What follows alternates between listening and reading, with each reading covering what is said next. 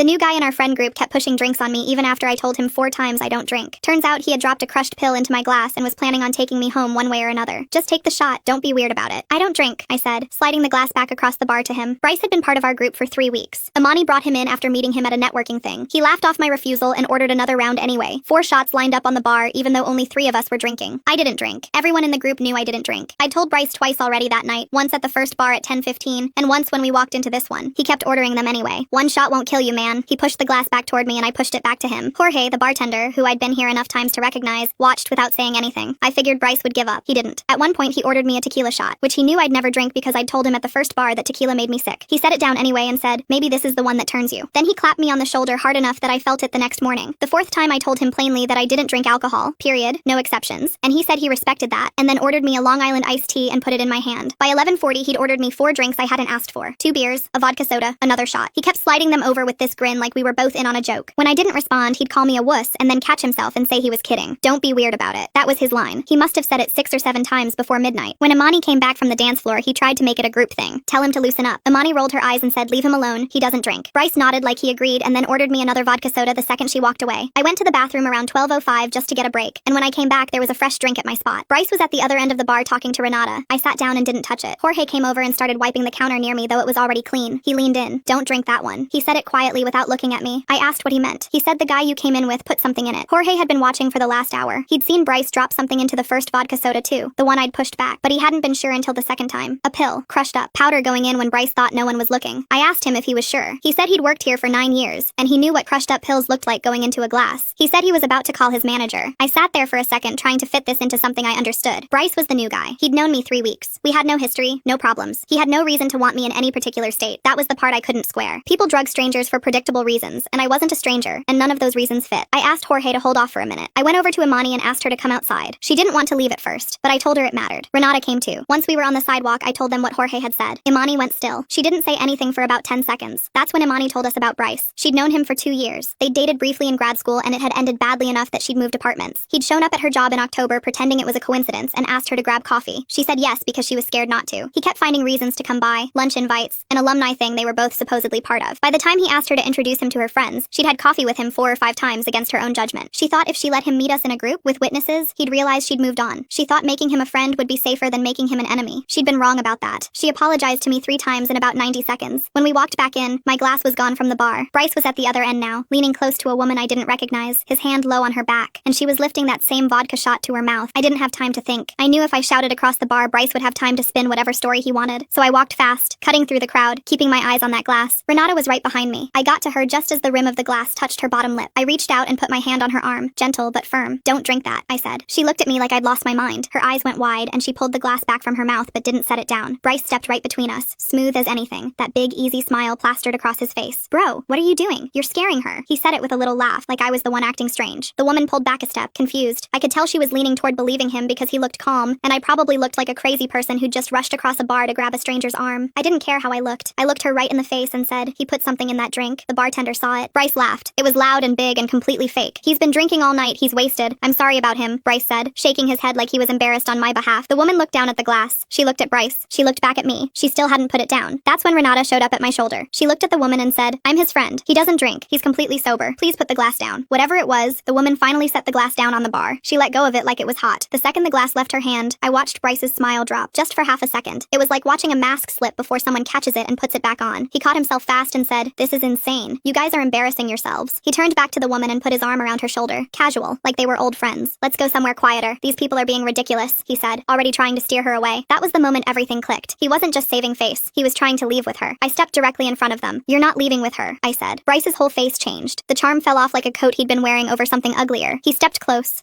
enough that I could smell the whiskey on his breath. "Back off, man," he said, low and hard. "You don't know what you're talking about." It wasn't a request. It was a threat. The energy around us shifted completely. I could feel the people at the nearby tables turning their heads. Conversations got quieter. Someone at the booth to our left stopped mid-sentence. It was one of those moments where a whole room figures out something is happening and everyone goes still at the same time. I didn't back up. I didn't move. He was maybe 2 inches from my face and I could see something behind his eyes that I hadn't seen all night. Something mean and calculating and not at all surprised by what was happening. Like he'd been in this spot before. Like he had a playbook for this. Then Jorge came around from behind the bar. He looked at the woman and said, "Ma'am, I need to take that glass." I saw what happened and I've already called my manager. The woman stepped away from Bryce. She moved toward Jorge like he was the safest person in the room. She asked him what he saw. Jorge didn't flinch. He kept his eyes on the woman and said, I watched him crush something up and drop it into that drink while his friend was in the bathroom. Bryce pointed at Jorge and said, that's a lie. But his voice cracked. Just enough that the woman heard it and took another step away from him. Just enough that I knew the story he'd been telling all night was falling apart. Bryce was cornered, but he wasn't done. He backed up a step, put his hands in his pockets, and I could see him calculating. He kept glancing toward the exit, then toward Imani, who had just walked back inside. Renata pulled up next to me and whispered, Jorge's manager is on the phone with someone. I think they're calling the cops. Good. But Bryce was already working on a new angle. He turned toward Imani with that same easy grin and said her name like they were old friends. I could see her flinch from 10 feet away. Bryce started walking toward Imani. Slow, easy, like he was approaching a friend at a party. When he got close enough for her to hear, he said, Imani, tell them I'm not like that. You know me. We go way back. His voice was warm, almost gentle. And I'm going to be honest, for a second it worked. The whole room kind of paused. Imani froze. She looked at the floor, her shoulders pulled in tight like she was trying to make herself smaller. Watching her stand there like that, I realized something that made my skin crawl. Bryce had done this before. Not just the drugging, this exact move. He'd used her fear to keep her quiet, probably for a long time. He knew that if he got soft with her, she would fold. I stepped between them. Don't talk to her, I said. Bryce didn't even glance at me. He looked right past my shoulder, kept his eyes locked on Imani, and said, you invited me here, remember? You wanted me around. Tell them. Imani's hands were shaking at her sides. Renata moved in and put her arm around Imani's shoulder. You don't owe him anything, she said, quiet, just for her. Imani stood there for what felt like a long time. I could see her jaw working, like she was chewing on words she wasn't sure she could say out loud. Then she looked up at Bryce, and she said, I invited you because I was afraid of what you'd do if I didn't. The words came out quiet but clear. Every single one of them landed. Bryce blinked, and then the charm dropped. All of it. His face went flat. His jaw tightened. That's ridiculous, he said. You're making stuff up because your friends are paranoid. His voice had gone flat and cold. Nothing like the friendly guy from 10 minutes ago. The woman who had set the glass down spoke up. Wait, you two dated? Imani looked at her and nodded. The woman's face changed. There was something in her expression that I recognized. That moment when you realize someone has been lying to you about something basic, and you start wondering what else they lied about. She turned to Bryce. You told me you didn't know anyone here. You said you came alone. The words hit the air and just sat there. Bryce opened his mouth and for a second nothing came out. Then he tried to recover. I barely know her. It was nothing. He said it fast. The way people talk when they're scrambling to patch a story that's falling apart in real time. The woman didn't buy it. She didn't even think about it. She looked at him with an expression that was equal parts disgust and something deeper. Something like the sick feeling you get when you realize you were 30 seconds away from being someone's victim. She backed away from him and said, don't talk to me. She said it firm and final and didn't look at him again after that. She turned toward Jorge and put her back to Bryce like he didn't exist anymore. That's when the door to the back opened and Jorge's manager came out. He walked straight over to Bryce and said, sir, I need you to stay right where you are. Bryce let out a nervous laugh. For what? Because some bartender made up a story? The manager didn't react. He just stood there with his hands at his sides and said, we have cameras behind the bar. We already pulled the footage. The silence that followed those words was the loudest thing I'd heard all night. Bryce's mouth opened. Then it closed. For the first time since I'd met him 3 weeks ago, Bryce had absolutely nothing to say. Then Bryce did something I didn't expect. He shifted. The anger drained out of him like someone had pulled a plug. His shoulders dropped. His eyes got glassy. He looked past me at Imani and his voice was soft and small and sounded like a person who was genuinely hurt. After everything we went through, he said, you're gonna let them do this to me? His voice cracked right at the end. Just enough to make you pause. Just enough to make you think maybe there was another side to this. And for one terrible second, it worked. Imani's face changed. The firm expression she'd had started to soften. I could see guilt creep across her face like a shadow. He knew her better than I did. He knew that guilt was her weak spot, that she'd blame herself before she'd blame anyone else, that all he had to do was look wounded, and she'd start wondering if she was the one who'd done something wrong. Imani took a step toward Bryce. Renata grabbed her arm, just enough to say stop, but Imani was already talking. Maybe we should just talk to him outside, she said. Her voice had gone shaky. Maybe there's an explanation. There's no explanation for drugging someone's drink, I said, but Imani was spiraling. I shouldn't have brought him into the group, she said, mostly to herself. This is my fault. Bryce saw the opening and pushed right into it. He took a step closer. You know me, Imani, he said, barely above a whisper. You know this isn't who I am. Someone's trying to set me up. And then he reached for her hand. Don't touch her, I said. The words came out clear and hard, and Bryce pulled his hand back, but the damage was already done. Imani was crying. Real crying. The kind that comes from somewhere deep and old. 2 years of fear and guilt and confusion was pulling her under right there in front of everyone. She sat down on the bar stool behind her like her legs had decided they were done holding her up. I kneeled down next to her so I was level with her. You moved apartments because of him, I said, quiet and clear, just facts. You said yes to coffee because you were scared. That's not a friendship. That's not someone who deserves the benefit of the doubt. She sat there with her hands pressed against her face. Then she wiped her face with both hands. She sniffed once, hard, and she nodded, slowly, like each nod cost her something. She turned on the bar stool until she was facing Bryce. He was standing about 6 feet away, still holding that wounded expression, still waiting for her to fold. She looked at him and said, I'm done being scared of you. She said it the way someone says something they've been practicing in their head for years without ever believing they'd actually say it out loud. Bryce's face changed. The soft act collapsed. The glassy eyes went hard. His jaw locked, and he said, you'll regret this. All of you will. He said it flat, no emotion, just a promise delivered the way someone delivers a threat they fully intend to keep. Then Jorge stepped forward. The police are on their way. You should probably stop talking. Bryce's whole body went tight. His hands balled into fists. For a second, I thought he was going to swing at someone. Instead, he kicked over a bar stool. It hit the floor with a loud crack that made half the bar jump. Then he turned and headed straight for the door. The manager stepped out and moved to block the exit. He didn't say a word. He just stood there with his feet set wide, filling up the space like a wall. 2 other patrons who'd been watching from a table near the front stood up. They positioned themselves on either side of the doorway like they'd made a decision without needing to talk about it. Bryce stopped. stopped. He was in the middle of the bar, equidistant from the door and the back hallway and the bar itself, and every direction he could go had someone in it who wasn't going to let him pass. He was surrounded, and for the first time all night, the fear on his face was real. Not performed, not calculated. Real fear. The kind that shows up when a person finally realizes that the ground they've been standing on was never solid, and now there's nowhere left to go. He stood there, turning in a slow circle, looking for a gap that didn't exist, and I watched the last bit of control drain out of him like water through a crack. When the front door opened and 2 officers walked in, Bryce tried one last time. He pointed straight at me and opened his mouth, but the manager was already walking toward the officers with a tablet in his hand, footage pulled up and ready. The officers went straight to the manager. He turned the tablet so they could see the screen. One officer leaned in close and watched the footage. Then he watched it again. He straightened up and looked at the manager. Which one put something in the glass? The manager pointed at Bryce. The officer nodded once and walked over. Sit down, he said. This is a misunderstanding, Bryce said, hands up like he was showing he had nothing to hide. The officer didn't move. Sit down. Bryce sat down on the nearest bar stool like his legs had been cut out from under him. The second officer went to Jorge with a notebook. Jorge walked them through everything from the beginning. The first drink, the crushed pill he'd seen Bryce drop in, the second drink waiting at my seat when I came back from the bathroom, and the moment Bryce realized I wasn't going to drink it and moved the glass down the bar to the woman he'd been talking to. Jorge gave times, descriptions. He talked the way someone talks when they've been watching carefully and remembering everything on purpose. Then the officers moved to the woman. She told them Bryce had come up to her while we were outside. He said he was there alone, that he didn't know anyone in the bar, that he'd just wanted to buy her a drink. Then she said something that made every sound in the bar go fuzzy for a second. He told me his name was Brandon. I looked at Bryce. Bryce looked at the floor. A fake name. He had a whole script ready to go, a whole act built from the ground up, with a fake identity and a drink already drugged before he even started talking to her. This wasn't something he came up with on the fly. This was practiced. This was something he'd done before, maybe many times before. I thought about all the bars in all the cities where Bryce had walked up to someone with a drink and a fake name and a smile that made you think he was safe. I thought about the ones who didn't have a Jorge watching from behind the counter. The officers came over to me next. It's like I told them how Bryce had pushed drinks on me all night, even though I'd told him 4 times that I don't drink. How Jorge had warned me. How we'd come back inside and found my glass gone and the same drink in a stranger's hand. Then Imani spoke. Her hands were steady now. She told them about grad school, about dating Bryce and how it ended, how she moved apartments because of him, about him showing up at her job in October, about the coffee she agreed to drink because saying no felt more dangerous than saying yes. When she finished, she looked at the officer and said, I brought him into my friend group because I thought it would keep me safe. I was wrong. Renata confirmed everything. The officer closed his notebook. He walked over to Bryce, still sitting on that bar stool, and said, stand up and put your hands behind your back. Bryce's head came up. His face cycled through about 5 different expressions in 2 seconds. Disbelief, anger, fear. You can't be serious, he said. I'm serious. Bryce stood up slowly. He put his hands behind his back and the officer put the cuffs on him. The click of those cuffs was the only sound in the bar. They walked Bryce toward the front door. He didn't look at Imani, didn't look at me, didn't look at the woman at the end of the bar. He just walked between the 2 officers with his head down and his wrists locked behind his back. The manager held the door open, and they walked him out into the night. I stood by the window and watched them put him in the back of the car. The lights on top of the car stayed off because there was no rush, no chase, just a man in handcuffs who'd run out of people to fool. Then I turned around. Imani was standing by the bar with her arms crossed tight over her chest. I'm so sorry, she said. Her voice cracked on the word sorry. You didn't do this, I said. He did. She nodded, but I could tell she didn't fully believe it yet. The woman from the bar walked over. She looked at me and said, thank you. I would have finished that drink. Then she looked at Imani. It's not your fault. 3 words from a complete stranger, and they hit Imani harder than anything anyone else had said all night. Imani started crying again, but it was different this time. Not the panicked, shaking sobs from before. This was the kind of crying that comes when something tight inside you finally lets go, when someone says the thing you needed to hear, and you believe them because they have no reason to lie. I sat down on the bar stool next to Imani. Renata sat down on the other side. Jorge slid 3 glasses of water across the counter without anyone asking. The bar started to fill back up with normal sounds. Conversations picked up again. Someone put money in the jukebox. The world moved on the way it always does, fast and careless. I sat there and stared at the spot where Bryce had been sitting an hour ago. The stool was empty. The counter was clean. Jorge had wiped it down at some point, wiped away the rings and the water spots and whatever else had been there. There was no evidence that anything had happened at that spot at all. I pulled out my phone. The screen said 12:47. The night was still young for everyone else. I put the phone back in my pocket and stayed right where I was, in the quiet that only comes after something almost went very, very wrong.